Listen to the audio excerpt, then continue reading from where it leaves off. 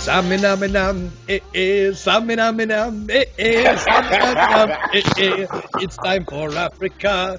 I can't explain Welcome. how out of character.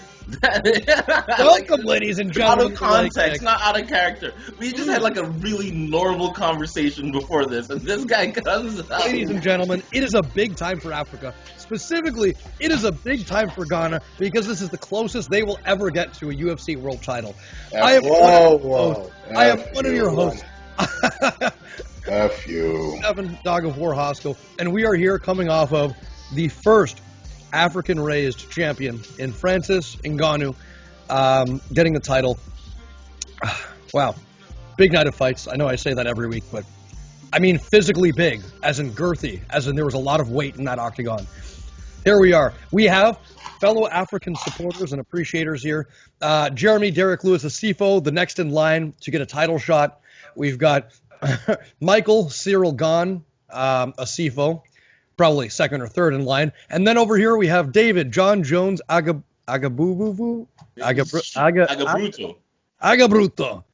He's I thought it was Azerbaijan, but Azerbaijan, I like that one. I mean, if he's Azerbaijan, then his wrestling's going to increase. Yeah. But if he's Agabruto and his last name's Italian, his overall combat sports skills will increase. How about Azerbaijansky? Would it be his boxing or would it be a sambo? A little bit of both, and his vodka drinking abilities, through the roof. Yeah. Gentlemen, anything you have to say for yourself? How was your weekend before we get into the fights and the... Nothing. I'm just basking in the glow and the power of the Black Panther. That's it. Black power. Let's go. Yeah, we need that. That's right. Death to all white people. That's how I feel. Hey, you said it. What? White people suck. They're lame and unathletic. Come on. Can we be honest here? Can we be honest? Mask off. Okay, wait. Before that, just while we're on that, because there was this narrative of Polish power, and I'm promising you it's a narrative that's building steam. They used it for like Michael Olechevik or Alex, whatever the dude's name was. That dude has some real power. Legitimately, he does. But why are we framing it as Polish power? Also, Jan is Polish power. Is every Polish guy just Polish power now? Yeah, Joanna doesn't have much power. She's more Polish pitter-patter. But the alliteration is, it's the alliteration for me. You know what? I actually didn't even think of the alliteration. That's pretty funny. Anyways, Mike, I know there was at least one fight announcement over the weekend. You want to delve into it? I can't remember the one you're talking about. It's been a long weekend. But go ahead. It has been. Honestly, my question out of this fight, and I think probably one of the most Googled things after coming out of this fight, I don't think I'm the only one, is can you get CTE from watching a Francis Ngannou fight? I honestly think we all have a headache after that performance. Facts. Man, poor Stipe. Poor Stipe. We will get into it, but first, we'll take a deep dive in the news. While I pull it up, guys, can you just keep us occupied with some witty African banter? Yeah, we have Ferguson Dariush has been announced apparently. That was already announced. For sure now? Yeah, maybe. Yeah, announced for sure. Okay. Are we talking about Conor versus Dustin Poirier? Is that the big that was confirmed. That's right. Yeah, it's been announced. Well, not been announced, but it's rumored that July 10th is the date. It's going to happen for UFC. I think by my count would be UFC 264. If like my timeline or my calendar is right in my head. But yeah, July 10th, 264, McGregor, Poirier, possibly in front of a crowd, probably a Texas, a live Texas or Vegas gate. Well, live gate would have to be Florida or Texas, no? I think Vegas is like right on their heels. Vegas wants to do something. Yeah. Well, thank you for being irresponsible, and I'd like to see some statistics on just how many COVID cases and deaths are traced to these UFC events. So, in a way, Stefano, man, we are in the minority in the opinion on this opinion, it's man. Crazy. It's crazy. It's crazy. If you listen to like some of the pressers, nobody is like.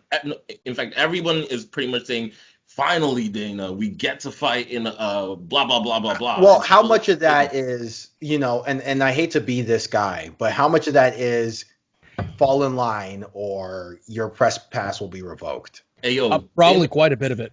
Dana White is the king of propaganda. I just got to give it up when I see, because yesterday he said, or a couple of days ago, he said that doing shows in the Apex Arena and with closed venues was the easy option. That the best option was definitely to open it up for a full capacity crowd. How is that possible, Dana? How is the easy option running it like the rest of the sporting world? How is the best option? I don't know. I just feel like he has a really good way of like creating these like binary narratives. Absolute hackery. It's absolute hackery, and I'll give credit where credit's due. UFC did a phenomenal job in keeping their events keeping it safe, right? But think about how many fights we've had fall out due to COVID. Think about that. Just take a second. Think about it. Take a second. Ding. And think like about this past card.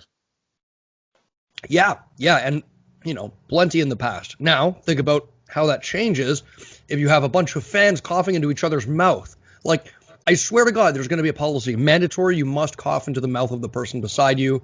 You must drink a shot of their saliva. Like, can we make this as dangerous as possible, please? People know that they're going to get it. They just don't care anymore. Like, Dana, why can't, here's my question. Vaccine rollouts have started, right? And we're starting to vaccinate the 70-plus population, and it's starting to trickle down to other people as well, a little quicker in the United States because, they've got the big vaccine manufacturers over there.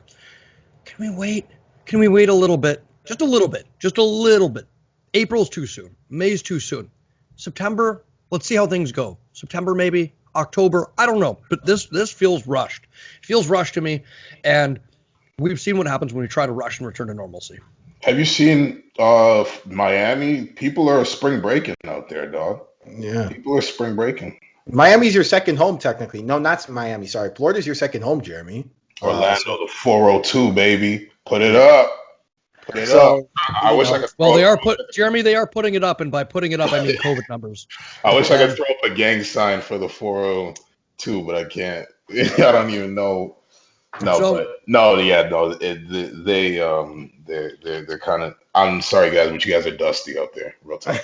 Dusty. That's a Canadian insult, by the way. You were just giving them props. So, anyway, let's move on to some other announcements because we got to get into this supple card. Paddy Pimblett, longtime Cage Wars veteran and prospect, signs with UFC.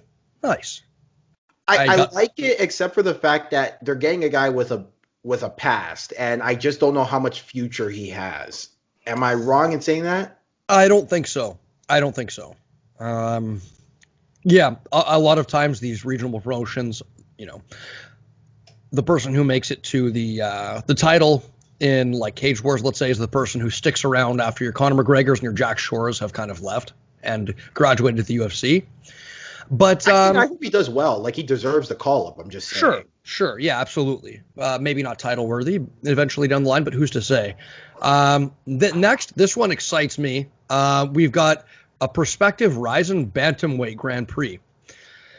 If you say Japan and MMA and Grand Prix in the same sentence, I will become fully erect. I mean, Manel Cape won't be a part of it, which is sad. But hey, Kai Asakura, we got both Asakura brothers. We've got Kyoji. Who knows? Is the other one as overrated as Kai? Because I don't know. Why do you think Kai's overrated? Because everybody he loses to is good, and everyone he wins to sucks. What do you want me to tell you? He beat Kyoji. They went 1-1. Anyways, I'm not gonna get into this. I think they can throw together a few interesting names. Kamzat's back to training. Good news. Very good news. Yeah. Take it easy, brother. Like, slow it.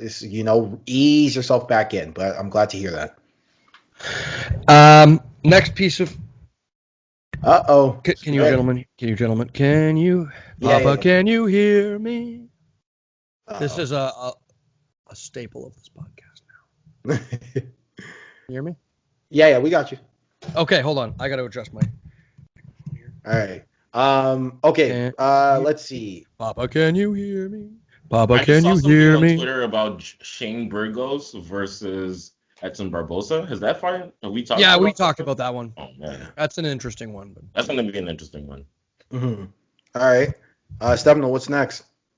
okay, so since Mike no-sold the Risen Grand Prix, As it deserves to be, sir.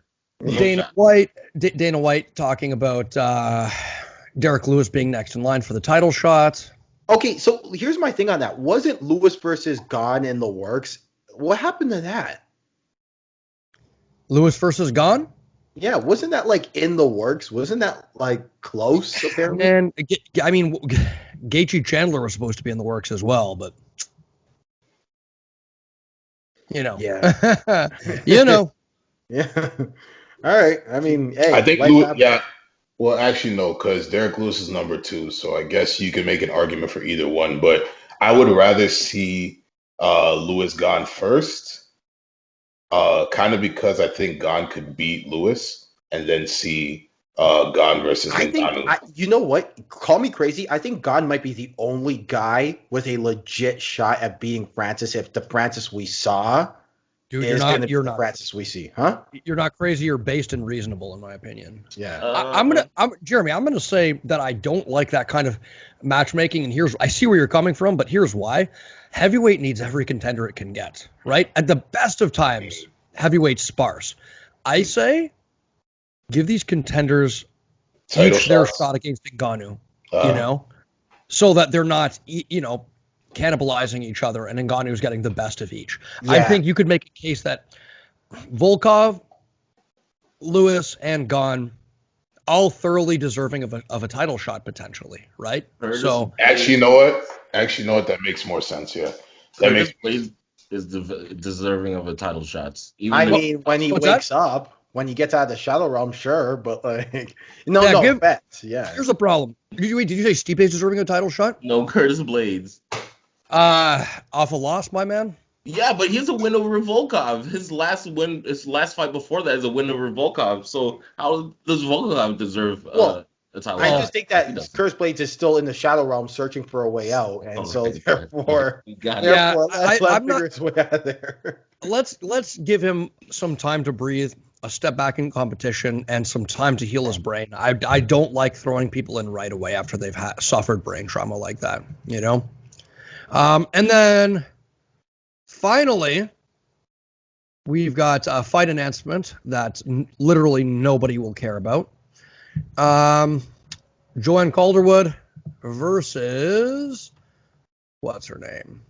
Lauren Murphy, UFC 263. Jojo. No, I'm kidding. Actually, Anyone no, I'm care to not kidding. comment on that Let's have it about with how Jojo. someone like Lauren Murphy is in reach of a title shot? All that says to me is Valentina's nuked the whole division. Is she really? What's going on with my voice? Yeah, Mike, what's going Is on? she with you? really in reach of the title shot though? If she beats Calderwood, who else is there after Andrade? Because I honestly don't see anyone. It's Calderwood or Lauren Murphy, and Lauren Murphy's on a bit of a streak right now. But Yeah. Could you Take imagine that Lauren what you Murphy? Could you imagine Lauren Murphy beats has the fight of her life and beats Valentina Shevchenko? that would be the greatest upset of all time. Yeah, I would come on air and basically just like I would sell my house. Like Wait, you would what? I would sell my house. Like Yeah, if that happened, I would quite literally eat my shorts. Anyways, moving on to the card that was. Can I just say something first before any of you say anything? Because I know, this is a big, important moment for Ghanaian history. Can I say something? If it's not Black Power, no. But go on. Saminame, Saminame.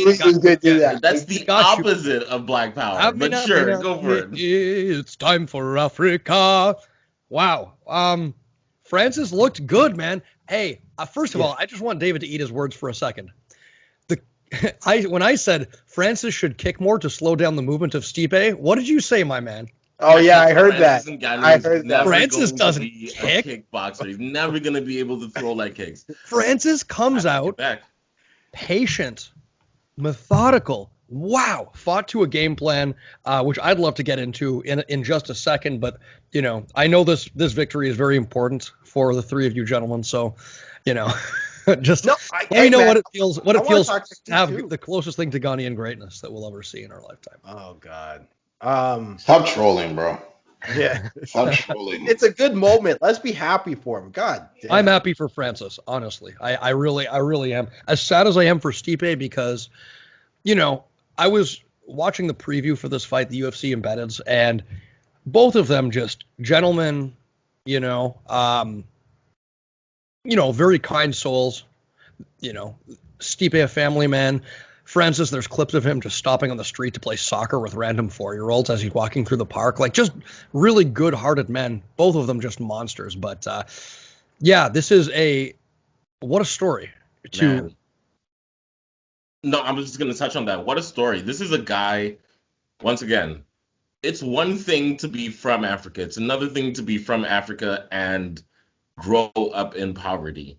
Unless you're from Africa and have seen poverty in Africa, it can be tough to imagine that. So for a guy who didn't get to finish school because of how poor he was, literally was working as what was it, like a sand digger in sand mines, just so a child laborer. Yeah, just so he could afford to go to school. For him to make it, once again, a lot of people talk about the immigrant journey. It's one thing to immigrate out of Africa as, in a plane. Yeah, under the regular immigration, even as a refugee under the regular immigration scheme. It's another thing to flee a country. And not know what. Tried 7 times. Like, come on, man. Like, once again, the story of Francis Ngannou is just. It speaks to a core of resilience, I guess, is the best word I would use, and a core of just survivorship, if that's even a word, because indomitable will. Man, yeah, you know what I mean? This is a dude who's had all the odds against him. There's a reason why he's going back to his village and giving back to the people there, because no disrespect, that most people don't make it out of those kinds of situations. So the fact that this dude has made it to even the UFC is a big step. And then to fight the greatest heavyweight champion of all time, to fail, to be written off, to be almost like, I wouldn't say it's like a racist thing, but caricatured in the fact that, here's a dude with lots of power, super wild, no technique because he hasn't been doing it for long enough. He's never going to be champion because he doesn't have kind of like that. There's guys that have been doing jiu-jitsu tournaments and wrestling tournaments for years. How is he ever going to kind of bridge that gap?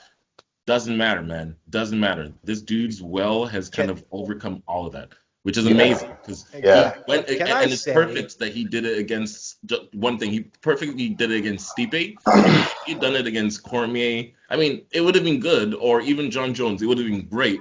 But to beat the very same person who, beat you all that while ago. Not just beat you. Put on a clinic dismantling you. Yeah. All the doubts, all the rumors, the very things we were criticizing about Francis in the first fight. Like, we can't even have those criticisms. Complete 180.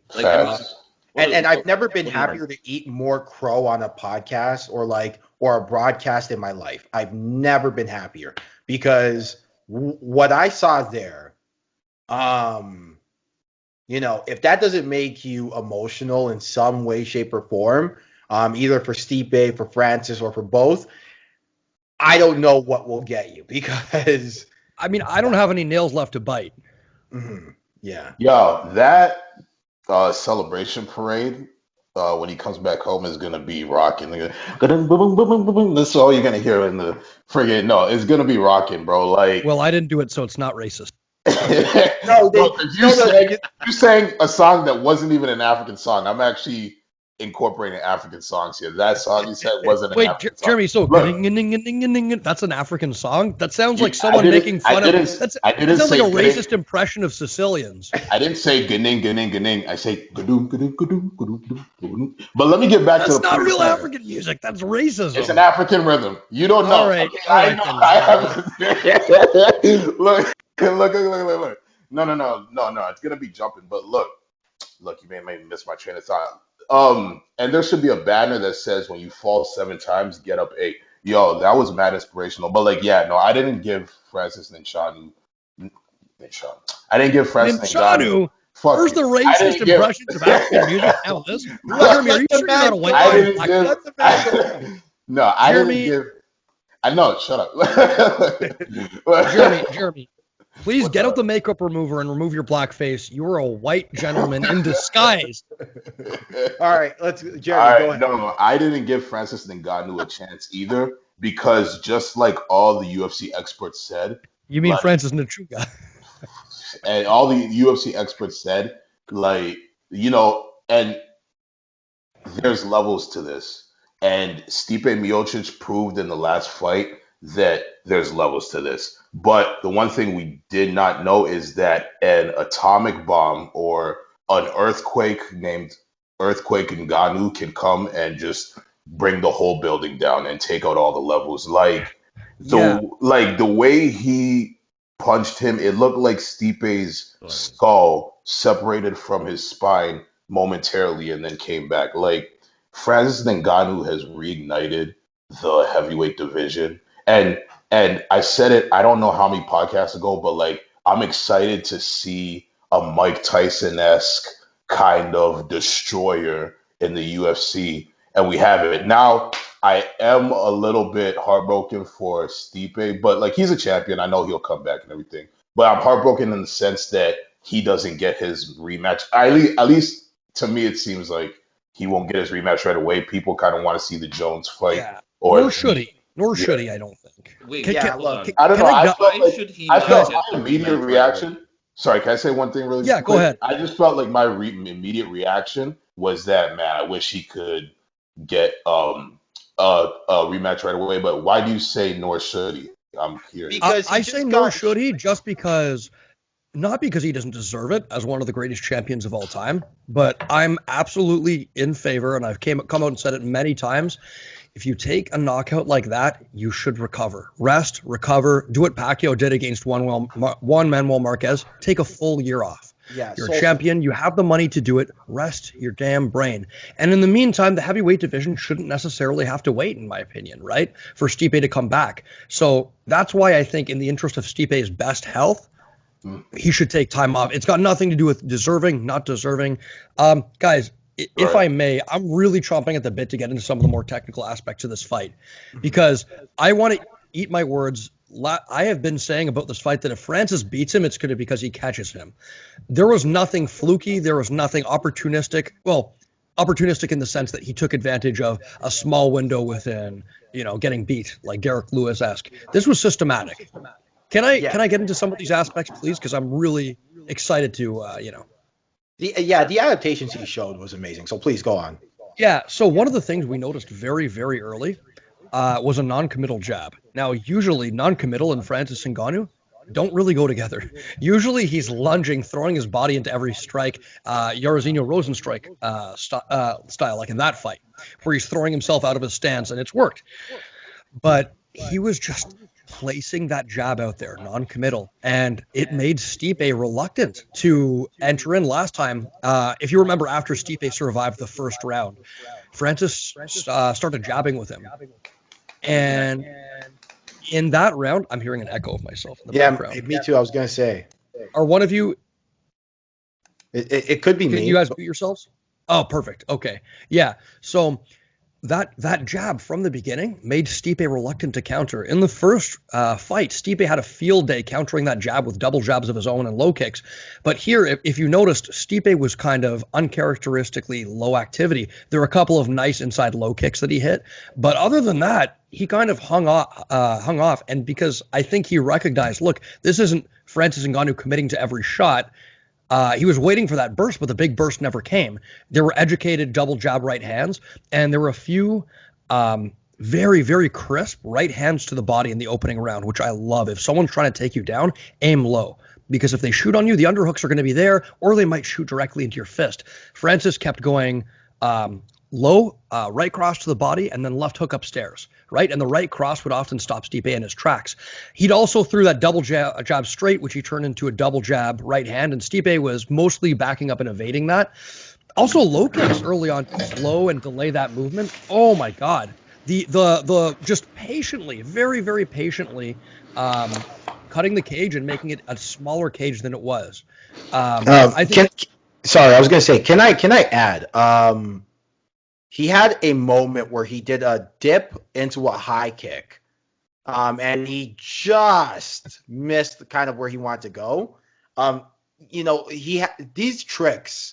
It seemed like he was in his bag. You know what I'm saying? That day, he was in his bag. So go ahead. Sorry. No, I was gonna say, yeah, I totally agree with what's happening. Well, not agree. We all watched the same fight, but yeah, the double jab was his jab was much, much, much better. He was using it much more as kind of like a probing weapon as opposed to like a smashing weapon. Exactly. Lay off, take some of the power off. Not every shot has to be a knockout. You know you have knockout power. Let it come. His demeanor in general was also, and this was definitely a narrative in the pressers, but it was more composed.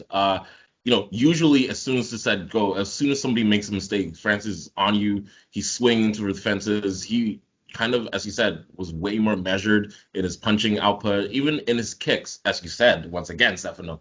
The first leg kick that he landed, it wasn't like he hopped into the leg kick or anything like you would expect a power kicker to do. It was almost like he just kind of stepped into range, stepped out of range, stepped in, and then landed it. It was very measured, very calculated. You can tell this guy's put a lot of time in the gym and has some really good coaches behind him. And that's another thing. Eric Nixick and the crew at Extreme Couture, right? Exactly. He just changed camps or added new coaches for this fight specifically, and it really paid off.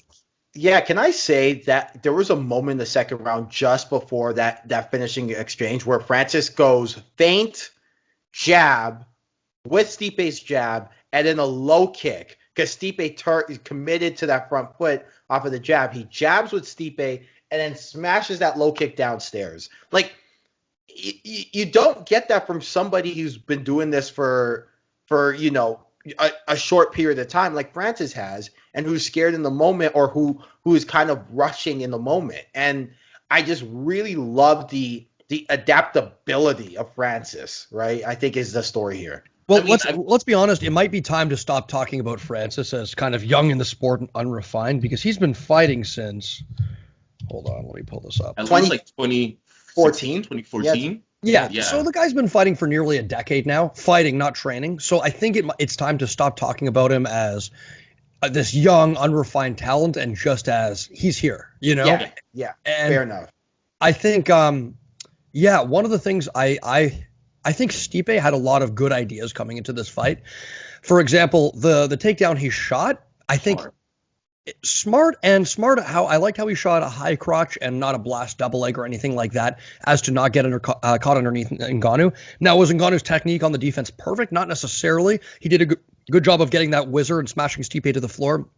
But he made a couple of mistakes and got away with them with strength. For instance, he essentially, when Stipe they were caught in that grounded position with both of their knees on the floor, kind of the head and arm position. Instead of getting an arm underneath the shoulder, he was literally just grabbing around the body lock. But to be fair, it didn't matter, and that's the thing. One of the things we were all talking about going into this fight, the adjustments that Francis Ngannou are going to have to make are a lot smaller just based on his physicality and a lot of that wrestling prowess. When that happened, he defended the takedown, got to that body lock and, hit that little trip. First of all, I thought the fight was over then and there. But once Stipe disengaged, I wasn't as worried. I'm kind of like, wrestling isn't always about securing the first takedown or taking someone down right away. It's about the accumulation and the grind. Because, you can have somebody who's much larger and much athletic with less technique than you take you down. It's about applying the grind to them and your technique and, hustle showing through in the later rounds. But Stipe just never had that opportunity. Yeah. Oh my goodness. Just Nice, quickly nice. on the. Sorry, go ahead. I was gonna say quickly on the Wait, hold on. physicality. Mike was going to compliment me. I want to hear this. No, I wasn't. I was gonna say he had a Never mind. nice. David, go on. Okay. Oh my god. I was gonna say, Stipe is not Stipe. Francis, I like the idea of taking the back and going for a trip by kicking out both feet. Of course, it could have been a little more technical. You want to kind of like almost Heimlich, like I like to say like kind of Heimlich when you do it. So it's like you're pulling the chair out of him, but I like the idea, and it shows that he's learning, right? Like Yeah. it's and he's not afraid. I mean, I wouldn't have gone for a double leg up against the cage when you clearly have the advantage. But he again, it's that concept of he was in his bag. He has a bag now that if there's no kind of backdoor secret escape route to surviving Francis for the first 2 rounds to then institute your game, I thought. Sorry, go on. I David. thought it was a good strategy, actually. Even though, maybe the placement of the takedown could have been better. I thought, for him to stuff that takedown was huge because in that opening, and once again, even before in the preview podcast, we said Stipe has a better stand-up than Francis in that he's a better technical boxer. We didn't see a lot of that tonight.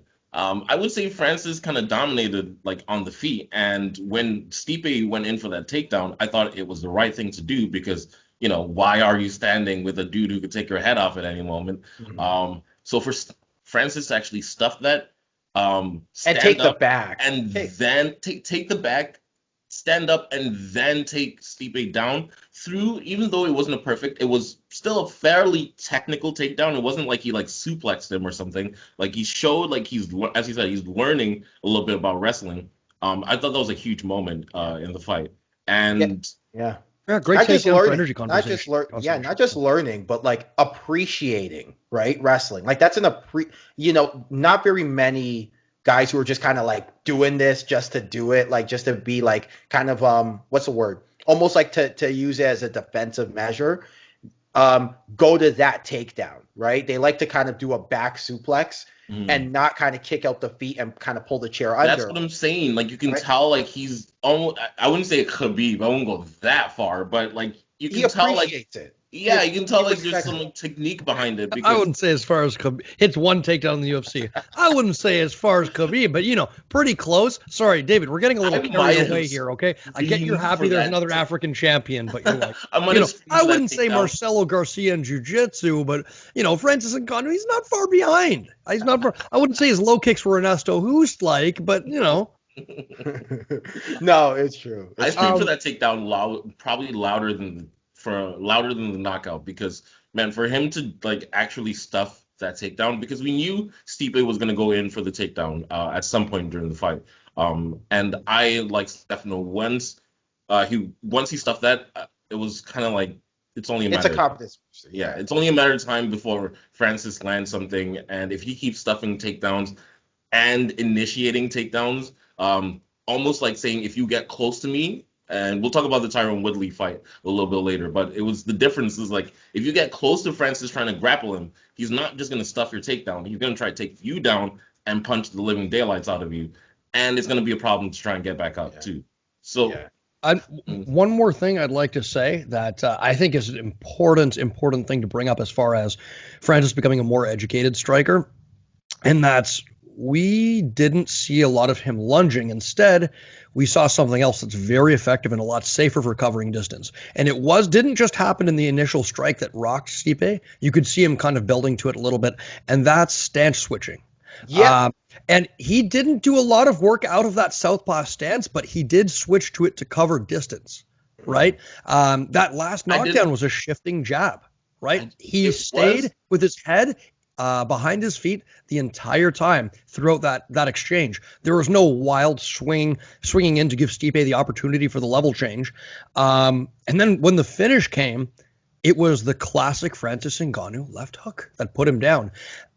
If you guys saw this in the exchange, I don't know if you did, as Francis came in, Stipe actually not hurt him, but wobbled him a little with stood him up. With that, that decelerating right hand, the same one they hit against Verdum. So for me, it was a little... ironic's the wrong word, but it was just interesting to observe that, like, That's how Stipe won the title, was that decelerating right hand. He hits it and rushes in, like Verdum rushed in on him, and then that left hook was there. So I feel like a lot of these new tools are going to be effective. Although Francis did hurt him with that stepping jab, a lot of these new tools are going to be effective to funneling people into what already was working, and that's that counter left hook. Or the uppercut, too. Just right? quickly on that, I just want to say the fact that he ate that shot from Stipe while still going through his combo means, man, Francis Ngannou's chin. We really have to talk about this. And we need more fights to kind of validate this, but this man might have the best chin in the UFC. And that's not like a... I'll go as far as to say UFC history. I'd go as far as to say he's walking through shots. Like, I think through shots like they're nothing. I think we need more data just because, let's be honest, the guy doesn't get hit that often, but early signs look good. I'm not willing to rule that out. Listen, I'm not willing to rule out the fact that somebody replaced his chin with a slab of granite. I'm not willing to rule that out either. He honestly might have Dan Henderson in his prime level of chin. It's crazy, man, because he's like, it's one thing, to take a shot. It's another thing to take a shot and like still like complete the combo. Walk it off. Almost. Like, man, like he didn't flinch. Like it's almost like he got angrier during the combo as he got hit. Like, man, watch the slow-mo of it. It's crazy. Shout out to that. And by the way, that left hook he landed, it wasn't like that like looping left hook that he likes. It was trademark, Clean. tight, clean, on the money. His boxing is getting way, way better, man. Yeah. I don't see anybody beating him, yo. I don't see anybody beating him. Guys. I think Cyril Gane and John Jones are very important to consider because come on. Okay, sorry, go ahead. Finish. I'm not saying that they're going to beat him. I think they're legitimate tests of his ability. Right. One, because Cyril Gane trained with John Jones, right?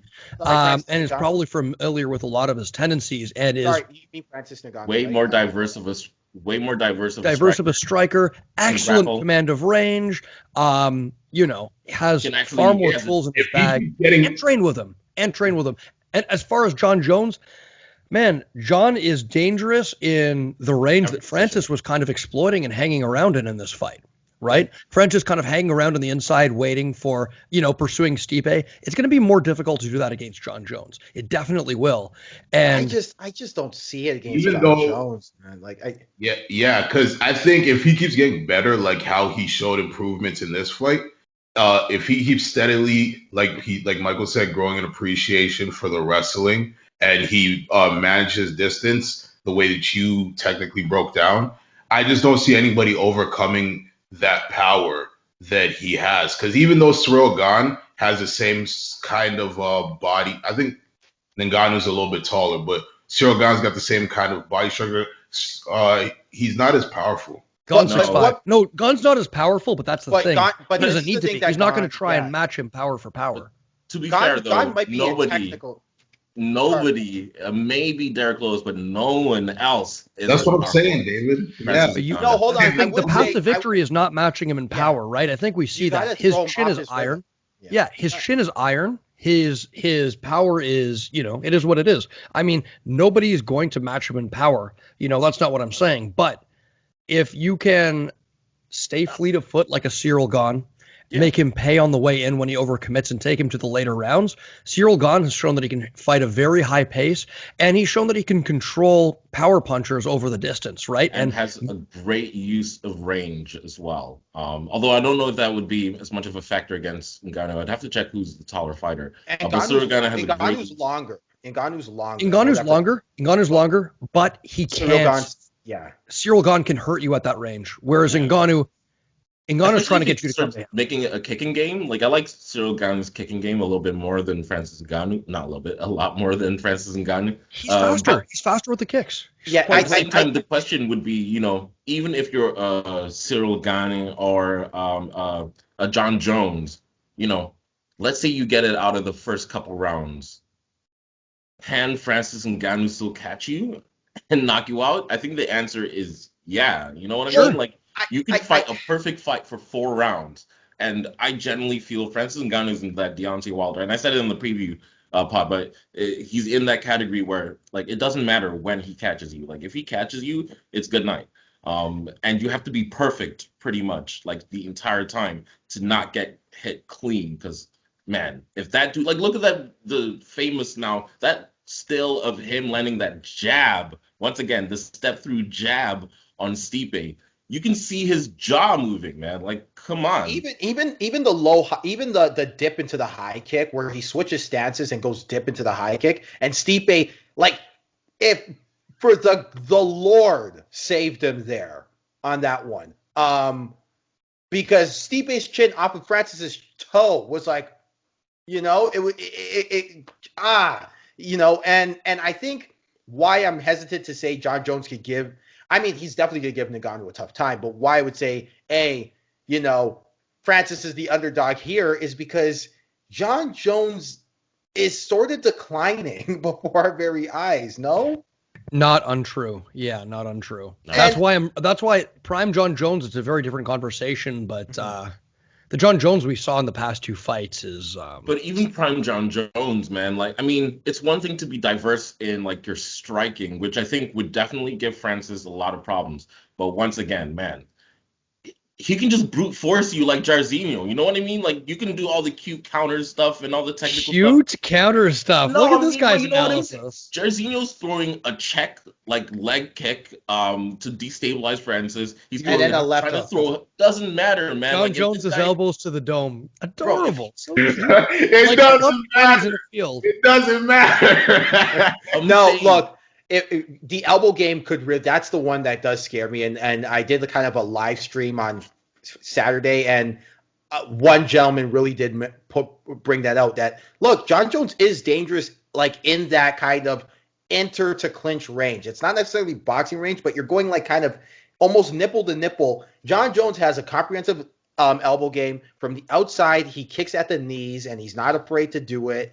There are things John Jones can do to make, Francis Ngannou a little irritated and frustrated and throw him off his rhythm, as is Ciryl Gane. And Ciryl Gane's got probably the best feint game in the heavyweight division and is probably the best tactician in the heavyweight division. And I'm willing to say that over anybody. But Well, Paul Buentello might have something to say about that. But anyways, yeah. are we ready to move on to Yeah, no, I'm Quickly, versus 'cause I wanna Woodley, or say do you guys something want to talk quickly about how about- significant this was for Ghana for a bit? no. Go ahead, because I think we all need to talk about give our condolences to Tyron Woodley. So let me lead on this one and just say that I didn't mind his thought. Okay, the first time I watched this fight, my initial reaction was, man, it seems like in order to counter his lack of urgency, he just went balls to the wall and started spamming jab right hand, a bit ill-advisedly against a very sophisticated counterpuncher. Now, I don't think that's necessarily where the problem is.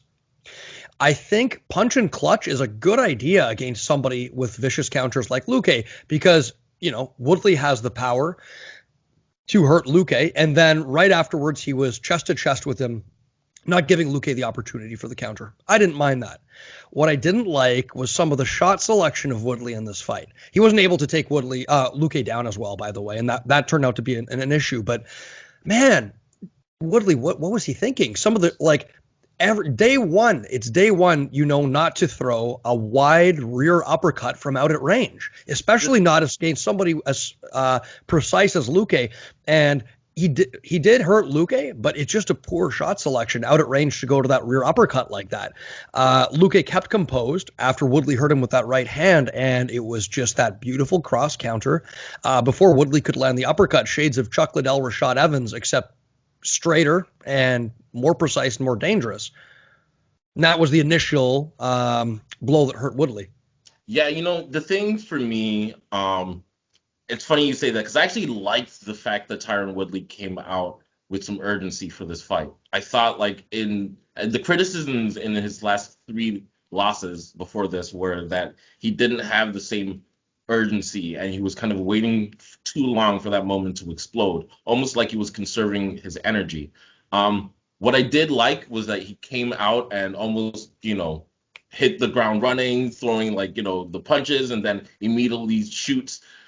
I felt like what I noticed in this fight was that there was a significant where I thought there would be a significant strength advantage. It didn't exist in the grappling. It didn't So materialize, right? yeah, I Luque was expected Woodley. reversing him in clinches. That's what I'm saying. Like I expected Woodley to like dragdoll Luque, and honestly, Luque had the better of the clinch exchanges, and it was almost like Woodley was the one trying to disengage from the clinching after a while. You know And what then I just think? Sorry, go quickly, ahead. Go I ahead. wanted to just quickly on the knockout because I got to go soon, but I thought Woodley did a really good job of that looping right that he was throwing, that right hook, because number one, that was his hardest punch, like quite clearly, because it would rock Luque almost everything. Even if Luque blocked it, it would almost like shift Luque each time.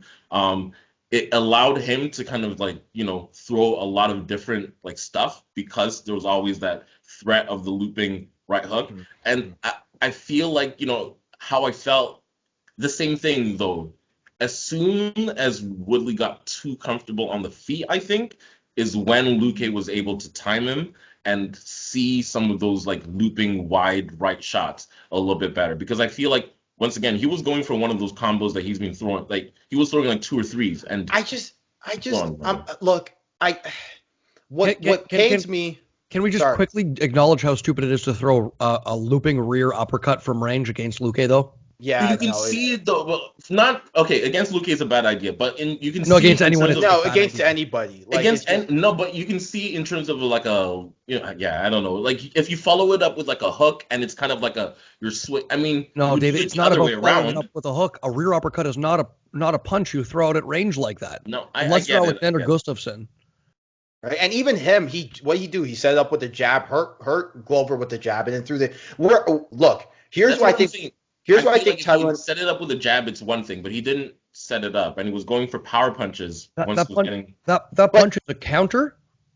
It's a counter to a jab. It's a counter to a takedown, or it's a shot that you use in the clinch. And there are very few exceptions otherwise for the rear uppercut. It is not my opponent's out at range in front of me and hasn't committed themselves, and I'm going to wing this at their chin. Well, it's a counter to having low posture, essentially. I think you can you can use it after standing somebody up at the jab. I think it's something that left-handed people can use actually really well off the open side, either downstairs or upstairs. But here's what I think really Woodley could benefit from. Take a textbook, right? Or take a book, open it up, write what you can do. Like write your move set. Because it seemed like Woodley's move set was jab, hook, clinch. And it's not a problem to shorten it up, but it's like, where was that powerful low kick that we used to see back in the day? Where was that check left hook they used to throw when guys would try to rush at him? Where was that overhand we saw against Robbie Lawler? Where was I was just about to say the same kind of thing. Like watching Tyron Woodley's last few fights, to me, as someone who has recently watched Woodley and hasn't seen him in his prime, to me, it seems like this version of Woodley is unwilling to grow as a martial artist. Like, but it's not even grow; it's regressing. There's a regression. You can say that, but his skill set. Just interestingly, before we continue criticizing, I would say this because I really got to go soon. But Woodley's been a great champ, and I actually thought like he was doing well in this fight. Like for the first couple of minutes, I thought he was fighting a smart fight. Yeah, he had some moments. That's how it was last fight. That's how it was exactly. I don't think he had good moments in his last fight before this one against Colby Covington. Correct? No, it was against Colby Covington. Against Colby had Jeremy. Take a little step back because I'm seeing half your head, my man. Yeah. Oh, yeah. Against Colby, he had 0 good moments. Against Usman, he had 0 good moments. Against Burns, like that was a shutout as well. Like he's coming off. They pitch shutouts and they never get. Now, before we turn this into the criticized Woodley hour, I just want to say I think Vicente Luque needs a little bit of praise because while he did bring in his very standard skill set, he used it to great effect against a fighter who fought unpredictably and in a way that you might not have expected and presented very different challenges from normal. Woodley is always dangerous. He's not, but he's what we've never seen from him is punch and clutch to that effect, right? And Luque, even when hurt, was Dangerous. very dangerous and Dangerous, man. He was took hurting. advantage of a split-second opportunity. Even though that shot was ill-advised, it's still Tyron Woodley throwing it. And Tyron Woodley can reach the target faster than most people. Even in this disintegrated state, he's still a problem. He's still incredibly fast and dangerous. And I just wanted to give a little bit of praise as well for that. Man, the confidence this guy has in his Darce choke. And I said it early in his career. Like when I'm trying to sell somebody to Luque, I say a phenomenal counter puncher who hits a great cross counter and a great fadeaway left hook and mixes them together.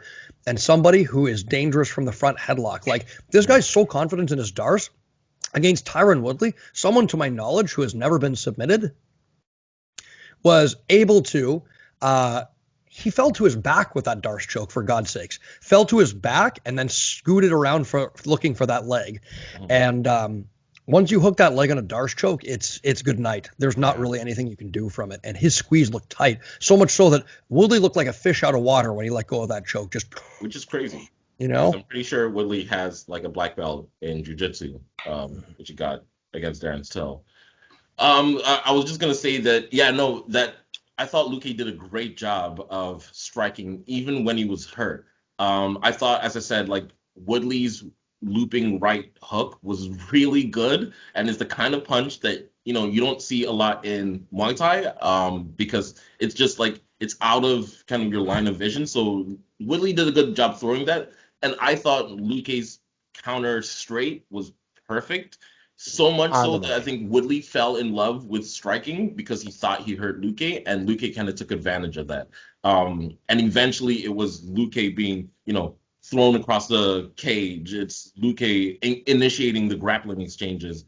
And yeah, man, that dude is going to be a problem for a lot of dudes. As soon as he wrapped up the Darce, my head just went back to what Stefano said and was like, oh, this is done. Because, man, he had Woodley really hurt. And for Woodley, 38, it's tough to say this is time, but, even Dana White, when they asked him, where do you see Woodley going from here?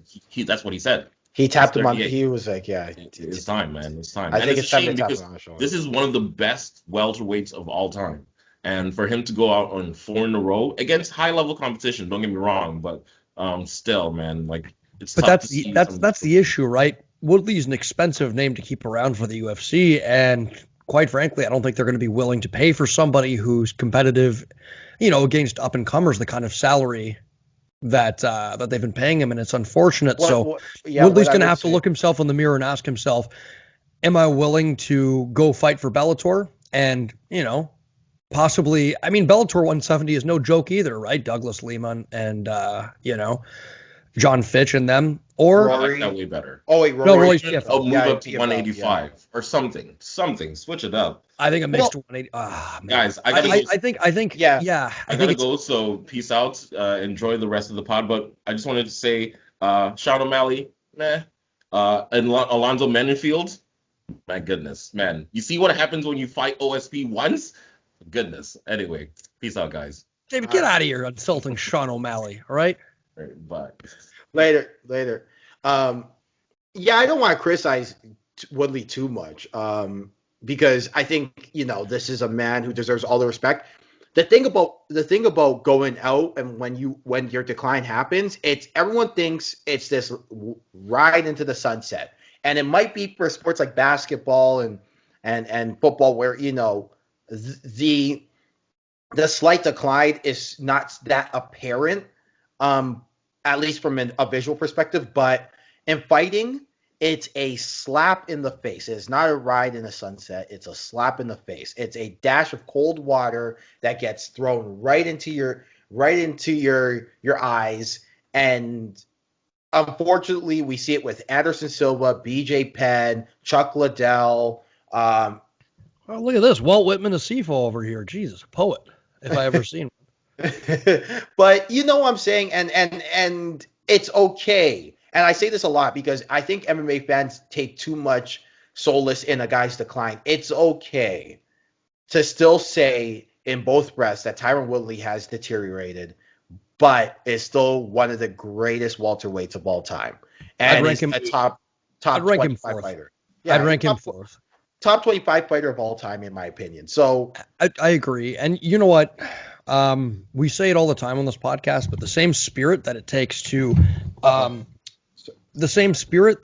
to persevere against, all kinds of hardships is the same one that causes you to stick around in the sport, way too long when you shouldn't. And yeah. How do you feel about Luque matching up against the top of this division? Well, Because he showed good takedown defense. He didn't really show anything new. I still think people that can manage distance very well are going to give him issues. Yeah. He's not exactly super adept at cutting the cage, and kind of needs you to concede to his fight. Albeit he's very good at finding his fight, but range management I think is always going to be an issue. But how do you rate his chances against Kamaru Usman? Well, Kamaru Usman I think he loses, but I think we have to understand what I think the one susceptibility that I think Tyron Woodley would have gone to, I think he would have gone to had this been older Tyron Woodley, because I do think there's a serious regression in skills, or not necessarily regressions, but it's almost like he's forgotten a lot of his moveset. Is that Tyron Woodley had a very nice check left to the body back in the day. He used to throw it right before clinching up. So I really would have thought he would have kind of, not necessarily feint, but throw something high, get Luque to go high guard, and then go downstairs to that check left before clinching. And it didn't really happen. And I think there's a susceptibility, not just to distance management, but to Luque's defense downstairs. So I think a lot of this top 10, he has a tough time against. I know he called out Nate Diaz, though, which I think he beats 10 times out of 10. Is it wrong that I don't want to see Nate Diaz against anybody? Yeah, it's not wrong. It's you're very reasoned. Everybody's calling him out. He's not going to fight anybody. Guys, I liked me some Nate Diaz back in the day. The book's been written on how to beat him. He's clearly declining. I'm not interested. I'm sorry. I think the reason why people are interested is because it's money, right? It's because the right? Stupid casual fans will pay to see him in there because he had a good fight with Conor McGregor, half a decade ago. Well, I also think the problem is, though, sorry, I feel like Jeremy Watt is chomping at the bit to get in there, but I feel like the problem is that when, how do I say this without being mean, is that in the UFC, it seems like guys have to they have to figure out a way to promote themselves and not necessarily have their greatness promoted for them, right? Whereas when you look at other sports, the NBA does a good job at promoting greatness for guys, even guys who barely speak, like Kawhi Leonard. You're going to see it all over Instagram. You're going to see them all over Instagram. And I think the UFC could benefit from, just promoting guys who are there, rewarding your guys. And Luque is one of those guys that they should reward. Fun fight every time. Can't get a boring fight out of Luque, yeah. And he, good guy, good human being, doesn't have a bad word to say about anybody. It would be nice if they reward him. But instead, they can't do it. And what ends up happening is guys like Nate Diaz, who are good at promoting themselves, are the ones that people go to watch. And yeah, for the UFC, it's about the shield and not about the fighters, right? It's not about the soldiers. And I was gonna speak more so to the legacy of Tyron Woodley, but just on that point, I think you're right in a sense. But I don't usually see the regular guys get exposed eventually. So it's like, how far can you really go? Whether it's the UFC promoting you or if it's yourself, like I think eventually you'll get exposed. But just on Tyron Woodley, I think it was a little sad to watch. I think, it hurts to see a great champion reduced to this, like just being run over opponent after opponent after opponent. What else was I gonna say? I think this is the uncomfortable side of fighting. If you're an aspiring fighter, or if you like to see fighters you like to see, or you like to imagine, being undisputed and holding a belt over your head, and you like to think of all that things, but there's also an uncomfortable side to fighting, and that is, that there has to be a loser.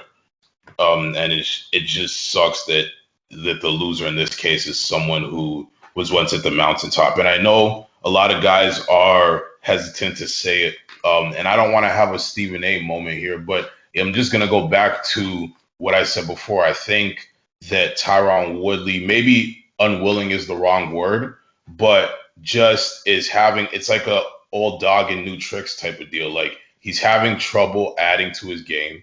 He's having trouble learning. Like you said, Michael, and it's the same thing you're kind of saying, Michael. He should open a book and write down things that he could do differently. But I just see the same fighter. Not even things he could do differently, just a move set. What are your moves? What do you do? I see the same fighter, the same technique over and over and over again, and it's like a foregone conclusion every time he steps into the octagon. So that's my opinion on Tyron Woodley's performance. But Fun fact. I do feel bad though. Fun fact. Do you know that the A in Stephen A. Smith actually stands for Asiffo? I didn't know that. Yeah. That's incorrect. That's a lie. So from from diminishing former champion to rising star now, Sean O'Malley in very expected fashion gets the win. He did what he needed to do. I think we all it's underwhelming when we all expect a matchup to go a certain way, and then it does. But he looked very good, and he did a lot of the things that we thought would give Almeida problems. Southpaw stance, stepping on that lead leg repeatedly in order to prevent him from entering range, because Almeida is, he's very, very good at swarming when he can get your back up against the fence or get you shelling up. He's excellent there, but O'Malley just denied him that range and did a good job of not only against a fighter who's trying to rush in, you can do one of two things. You can jam the rush, and O'Malley did his fair share of that. Right? Well, three things technically. You can jam the rush, and he did that with straight kicks, and side kicks to the leg. And then you can draw out the rush and punish it, which is how he got the finish, right? Pressured him to the cage in classic fashion. And when Almeida, tried to lash out, fade away and hit that open side left cross counter. And then you can try and, sometimes ill-advisedly intercept. And I thought Almeida did a good job of the first two in this fight. What do you guys think? I mean, O'Malley. O'Malley looked good, in my opinion. Yeah. I don't really have much to say on it because, like you said, it was expected. I think this was the fight I was the most confident in my opinion. Sorry, go ahead. No, I'm going to say that my bets would say the same. Yeah, I think this was – I don't want to say the UFC set Almeida up, but this, I think, because it wasn't a setup. There's no easy fights in the UFC, but this was a fight that I think was supposed to be kind of O'Malley's bounce back fight, right? If you look at just kind of what both guys are good at and what their weaknesses are, I think Almeida kind of plays into O'Malley's hands. What I will say though is like it's not like Almeida didn't try. It's not like Almeida didn't do some okay things. He did have some moments, but he had some success. Yeah. He had some success, especially with the low kick. And with the low kick and in prolonged exchanges, he hung around long enough to land that shot. Mm-hmm. A few times there was a left hook open for him. His step up low kick to the outside of O'Malley's leg. He had a little bit of success with that. It's one thing I found interesting that O'Malley did. He did like a head feint for the spinning back kick. He'd like turn his head like this, right, without rotating his body here, and then go into two other options, right? That head turn was very interesting. I've never seen a feint like that, but effective, right? Because it's one of the things that turns to. I've seen some guys now try to do that when they go for a spinning back kick where they'll step backwards. They're like kind of setting it up. I know Thompson doesn't do it exactly, but he kind of does like a weird, like kind of like I'm scooting my butt here just so like I'm thinking it. right? But this was all ahead. This was like yeah. It's not even like a step back or anything like that. So that's good pickup. Yeah. Just on Sean O'Malley, man, does he just want to have at the end of his career a compilation of those walk-off knockouts that he does? But yeah, he did. He had a good fight. Wow, what a never mind.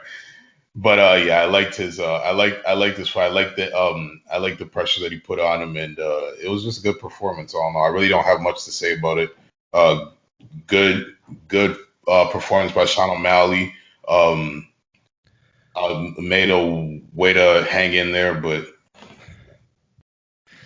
So then, moving on to the next mashup, we've got Jillian Robertson versus Miranda Maverick. A decent display of grappling, but let me say this. Man, as a prospect, as far as, like, let's say Jillian Robertson goes, how do you just sit there as your opponent throws cross, uppercut, cross, uppercut, cross in that same succession again, and again, eat every single one of them and not think, man, I should step off line and throw a left hook. Because maybe I should level change after that uppercut. Because I don't know. It's just she's not. Stefano, you know why. And I don't want to say it on air. You know why. She's a Canadian native, and I don't like to do that to our Canadian natives, but you know why. Why is it, Mike?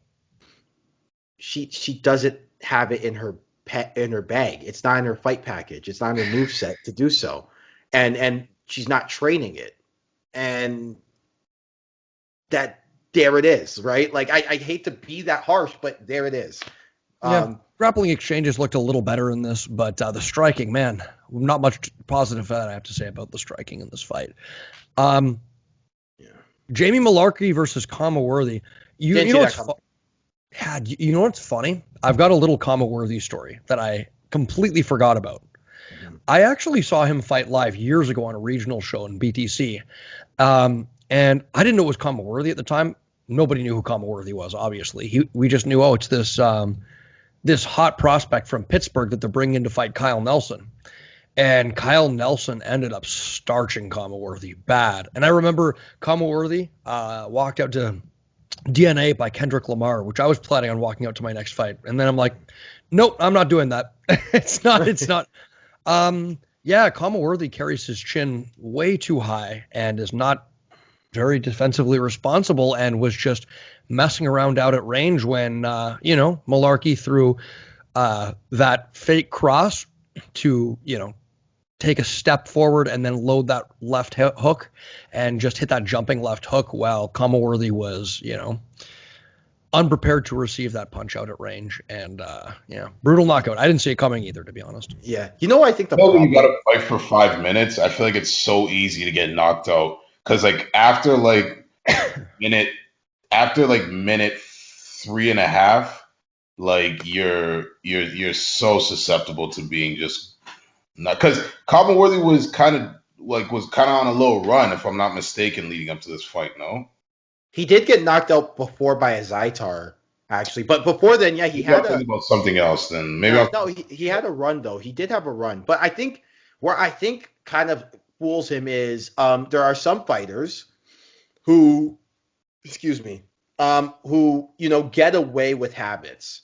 And for Kama Worthy, it's head in the air. It's chin in the air, because Kama Worthy against the regional circuit is good enough that he can just kind of slide his head out of the way. You know what I'm saying? He kind of. Sorry, go ahead. Oh yeah, I was just gonna say, for me, he's kind of like a Keith Jardine, where he's weird and awkward and herky jerky enough where he's going to give a lot of guys problems, because he's quite simply, going to be hard for a lot of guys to get a beat on, get their timing. But with a lot of that weirdness and awkwardness comes a lot of flaws. And he's one of those people that I think will surprise you and beat some people that he shouldn't beat, but, is going to have some very hard losses as well. Yeah.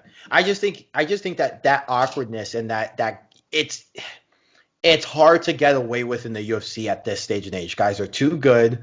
Guys are studying way too much tape.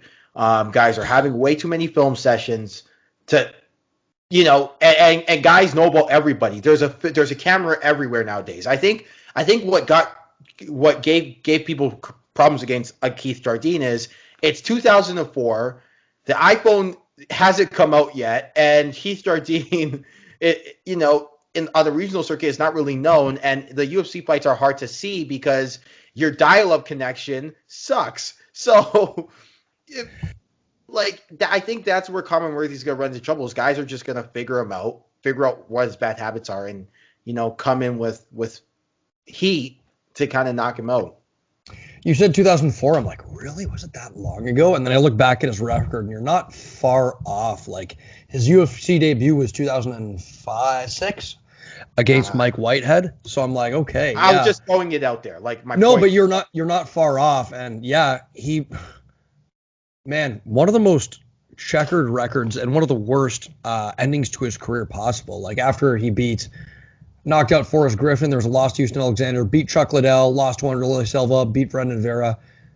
And then, in his last 1, 2, 3, 4, 5, 6, 7, 8, 9, 10. In his last 10 fights, he was 2 wins, 7 losses, and 1 draw. Ooh, a lot of those being knockouts. But he got a draw against Gegard Mousasi. That's interesting. Yeah. Well, what's crazy is that wasn't he like 16-4 before that last 10 or something like that, or am I off in that? You're very close. Yeah, he's something like that. Like the wheels kind of fell off. Like he was regarded as a great fighter, and then the wheels just kind of fell off. But I think the whole point that was scary close. He was 15, 4-1. Yeah, no, see, that's my thing is that my memory, I gotta say, sometimes can be very on the nose. Yeah. I gotta pat myself on the back there. But the point I'm trying to make with Keith Jardine is he did it at a time where it's hard to get film on guys, and you're getting this grainy ass footage and one angle, and you're not really figuring people out, right? Yeah. YouTube had just been invented during his UFC run 2005, right? Right. So yeah. YouTube's a year old. Sorry, go ahead. Yeah, I was just going to move along. So go ahead. You finish. Final thoughts. No, my point is on Common Worthy is that maybe it's time to just take a step back. I get the UFC, put the promotion machine on you, but it's time to get off the train a little bit, soul search, figure out either A, get rid of that bad habit, and I'm not saying change your style outright, but get rid of the bad habit and figure yourself out on your defensive responsibility, or B, have some weapons to complement that bad habit that can work for you. Or do the Derek Brunson and say, no, son, I'm going to improve literally everything else except I'm going to keep my chin up in the air. Why? Because I'm Derek Brunson, damn it. Alonzo Menifield versus Fabio Cherant. Not much to say about this other than it was Von Flue choke. And the gentleman was clearly a little bit overmatched, hung on to that guillotine for far too long. Yeah, I was just shocked at Alonzo Menifield going for a Von Flue. Wow. Yeah. Okay. Alonzo Menifield, more like Alonzo Few Forest. Yeah. Next, we've got Jared Gooden versus Abu Bakar Nurmagomedov. How is he related to Khabib? Is he a cousin? What is this? I have no clue. I just know that they trained together. They trained together in Dubai, and when Khabib did the vlog, he was in there a lot. That's it. Well, man, he came out and initially looked like he was getting beaten to the punch with the speed, but able to throw off Jared Gooden's timing, able to punish him for slipping with that left high kick. He looked like a good striker, a very, very good striker in this performance, and managed to get his wrestling going in the last round. Whenever you see Nurmagomedov, the last name you expect, just smothering grappler, but a few more tools to the bag for this guy, so I'm excited to see him going forward. Yeah, I was gonna say a lot of these students of Khabib, they're not exactly bad, and not saying that Khabib's bad, but they're not exactly not diverse with their striking. Like Islam Makhachev can strike. Zabir Tuguzov actually kind of impresses me with his striking some bit. And how about Umar Nurmagomedov? Umar can bang too. He so can crack, man. So if these guys are also being able to can crack and strike too, watch out. I'm scared. I'm yeah, scared. yeah. I'm just gonna retire from MMA. I think I've decided. If Nurmagomedov can strike, I think I'm gonna call it a day. Yeah. Go ahead. I think that pretty much wraps us up. And you want to have any final thoughts on the last couple of fights? I guess Olajic Bukakis was a fun fight. I thought Bukakis deserved to get the decision, but fun fight nonetheless. Barrio, Canadian boy, got the TKO, and Sloppy literally, fight, yeah. Was it fun? Yeah. Literally the last, I had him losing, to be honest. Is that weird to say? Did anyone else know? I thought you lost the first round. Second's debatable. And then it's hard to say. Yeah, it wouldn't be outrageous, but the last round, Jesus. Yeah. But yeah, no, he came. Someone played the My Hero Academia theme in the back. You know the one that I'm talking about, the da-na-na-na-na-na. Okay. Anyway, no, Mike, we're not virgins. I know. It's okay. I will shake that off. But the point is that last 10 seconds was wild. So good on him. All right. Any questions? I don't have a bad take segment this week. We got anything? It was like a great fight week in general because there was a boxing card on Thursday in Puerto Rico, and this young lady Amanda Serrano, she put down Danielle Bermudez with these really clean body shots in the ninth round. She's going to be a good prospect in the featherweight division, so watch out for her. She's not a prospect. She has the WBC and the WBA, but she's going to be a problem in the featherweight division. And then Dillian White had his rematch with Povetkin on Saturday. The first time Povetkin caught him, Dillian White was the favorite, and Povetkin caught him with an uppercut, just an indefensible move. And Dillian White just kind of got sloppy. He was winning the fight, but got sloppy. So he had his rematch. Really hurt him bad in the fourth round, ended it. So if you know anything about Dillian White, the only person he's lost to in his, I want to say, 30 fight career is Anthony Joshua. So Dillian White is also pretty good too. And it was like all throughout the week, had really good fights, and then that mega fight on Saturday against Ngannou and Stipe was like the big explosion that erupted the fight game universe. So that is your quick weekly boxing. Oh, and Andy Ruiz has a fight coming up May. Cinco de Mayo, no? Cinco de Mayo? 1st. I don't know. Cinco. Oh no, Cinco de Mayo. Cinco de Mayo is the 5th. Fifth. Never mind. Yeah, Canelo's fighting on your birthday though, May 8th. Canelo's Sanders on May 8th. But I gotta give it to you though. You also cover the women boxers, and not very many even boxing news guys do that. So they don't. No, they don't, because most people didn't even know who Danielle Bermudez was. But there are some really talented fighters in the women's division too. It's just that they don't get pressed. But Andy Ruiz has a fight coming up on May 1st against Chris Arreola, and that's going to be pay-per-view. It's going to be Stefano. Yes, Michael.